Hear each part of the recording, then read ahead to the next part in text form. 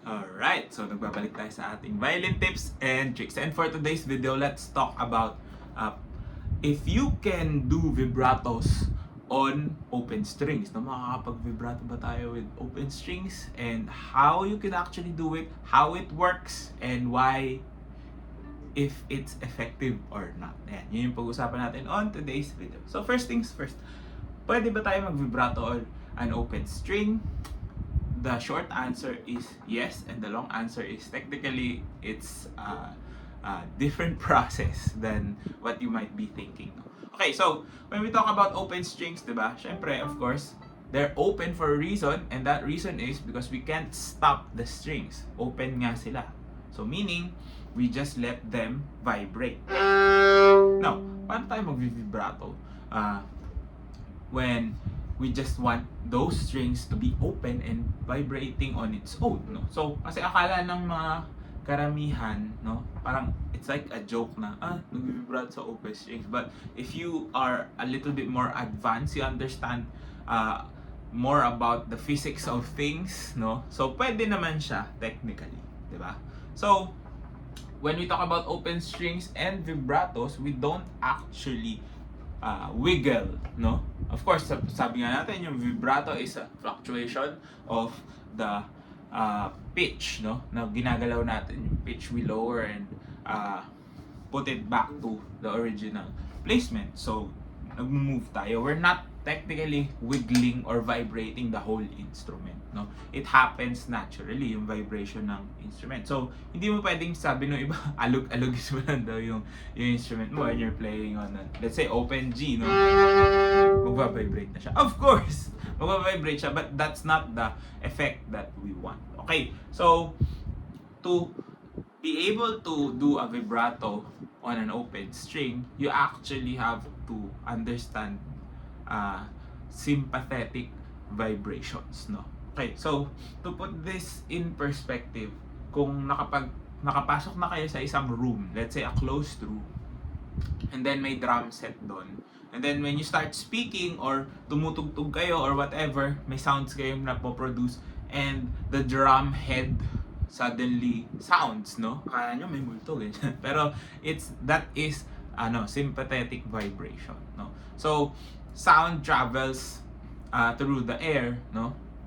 And kapag meron siyang kaparehas ng frequency, nakikisama yun, nagva-vibrate din yung instrument na yun or whatever that is, no? So yung napapanood natin ng bata tayo sa mga cartoons wherein opera singer shatter glasses while singing, that's the same thing. Once you hit that, the same pitch as the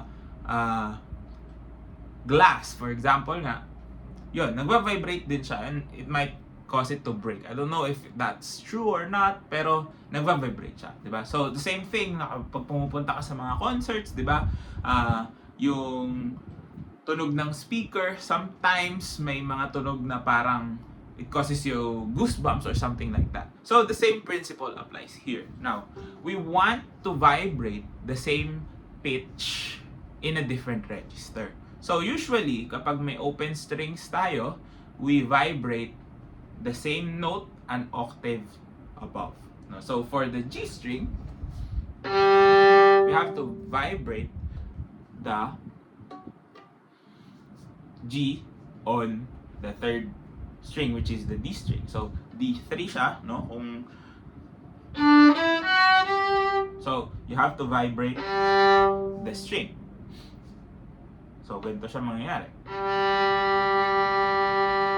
So, kung mapapansin nyo, nagva-vibrate din yung open G natin. So, without...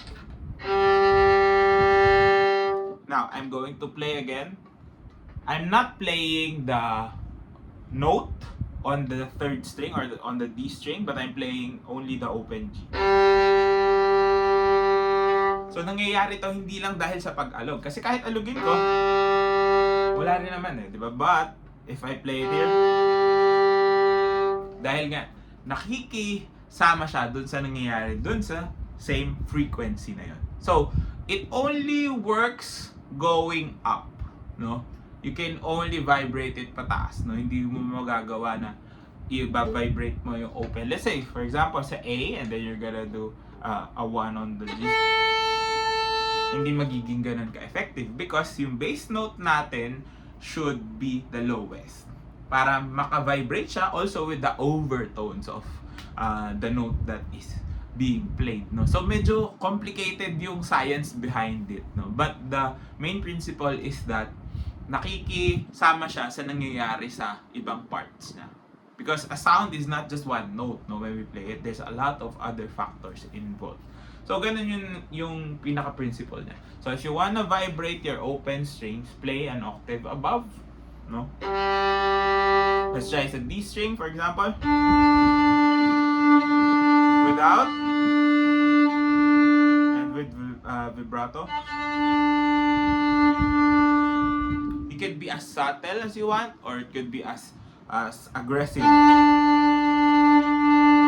Maapektuhan niya pa rin yung sound na yun. Also on the A string, no?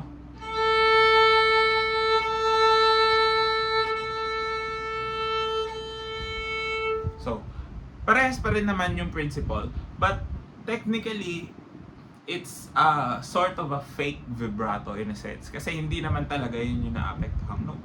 Or hindi talaga siya yun yung note na yun. But it's a technique that you can use, no? And yun nga, nakakapag-vibrato ka on your open strings, no? So, another technique that you could use, especially on the upper register sa D string and A string, pwede ka rin mag-vibrate ng same note. Okay? Pwede siya mangyari because, again, they're the same frequency. But you can vibrate on a lower frequency. So, for example, you wanna play open D, but you don't wanna go to the A. Maybe meron kang nota sa D string na susunod. No? So, technical things na pwedeng mangyari. So, you can vibrate also this. I'm using my second finger para mas maganda yung vibrato ko rather than my fourth finger. You can also do that on the A string. And also this one for the E string. Kasi sa E string, we don't have another string for us to move when it is being played. So you play here.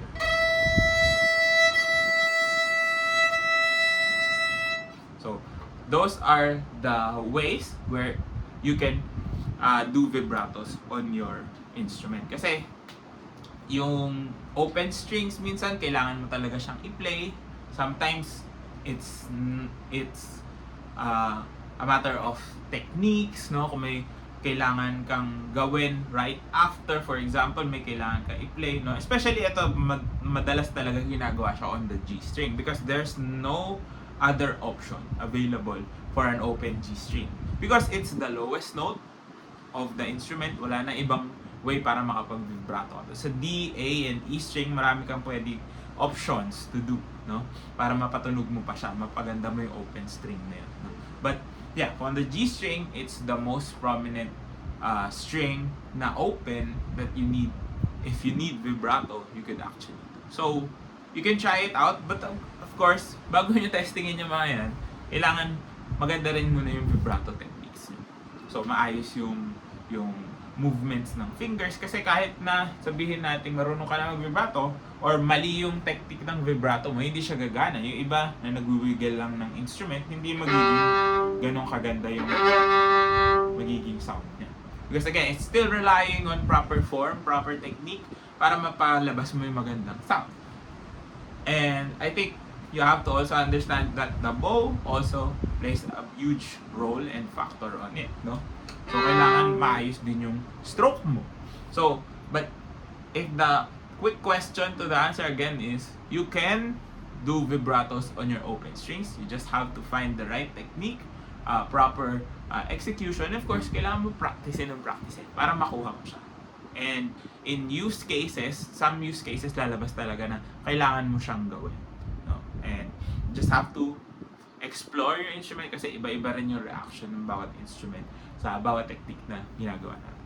And so sana nakatulong tong video na to. If it did, please do drop a like, comment down below more content you'd like to see, and of course subscribe to my YouTube channel.